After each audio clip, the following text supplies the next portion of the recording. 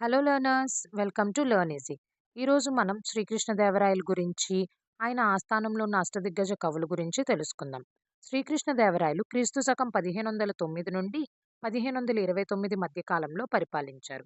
ఈయన తులువ వంశానికి చెందినవారు. విదేశీ వాణిజ్యం యొక్క ప్రాధాన్యతను అర్థం చేసుకొని ఓడల ద్వారా వ్యాపారాన్ని అభివృద్ధి చేశారు. శ్రీకృష్ణదేవరాయలు కళలను, సాహిత్యాన్ని ఎంతగానో ఆదరించారు. అందుకే ఆయన్ని ఆంధ్రభోజుడు అని పిలుస్తారు. దేశ భాషలందు తెలుగు లెస్స అని పలికారు. ఈయన స్వయంగా కవి. తెలుగులో ఆముక్తమాల్యద, సంస్కృతంలో జాంబవతి కళ్యాణం, ఉషా పరిణయం ఈయన ముఖ్యమైన రచనలు. విజయనగరంలో విఠలస్వామి, హజరా రామస్వామి ఆలయాలను నిర్మించారు. తన తల్లి నాగలాంబ జ్ఞాపకార్థం నాగలాపురం అనే కొత్త నగరాన్ని కూడా నిర్మించారు. అష్టదిగ్గజములు అని పిలువబడే 8 మంది ప్రముఖ పండితులు శ్రీకృష్ణదేవరాయల ఆస్థానంలో ఉండేవారు. వారెవరంటే అల్లసాని పెద్దన, ఆంధ్ర కవితా పితామహుడు, అష్టదిగ్గజ కవులలో ప్రథముడు.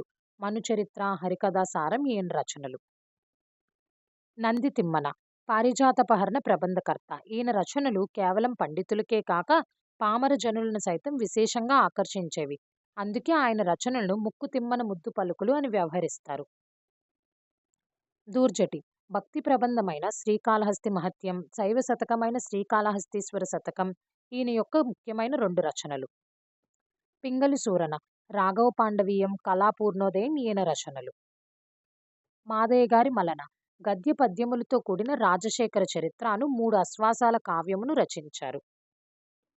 అయ్యలరాజు రామభద్రుడు, రామాభ్యుదయం, సకల నీతిసార సంగ్రహం ఈయన రచనలు. రామరాజు భూషణుడు, వసుచరిత్ర వీరి ప్రసిద్ధి ప్రబంధం. తెనాలి రామకృష్ణుడు, వికటకవి బిరుదాంకితుడు, ఉద్భటారాధ్య చరిత్ర, ఘటికాచల మహత్యం, పాండురంగ మహత్యం ఈయన రచనలు. ఈ 8 మంది కవులను మీరు ఈజీగా గుర్తుపెట్టుకోవడానికి ఒక చిన్న ట్రిక్ ఎన్టీఆర్ పద్మ. ఎన్టీఆర్కి పద్మ అవార్డు వచ్చిందనైనా మీరు ఈజీగా గుర్తుంచుకోవచ్చు. ఎన్టీఆర్ పద్మలో ఉన్న 8 లెటర్స్ 8 మంది అష్టదిగ్గజ కవుల్ని సూచిస్తాయి.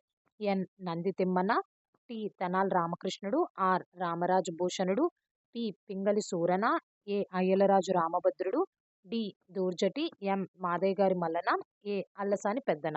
ఈ ట్రిక్ గనుక మీకు నచ్చినట్లయితే please like, share and subscribe my Learn Easy channel.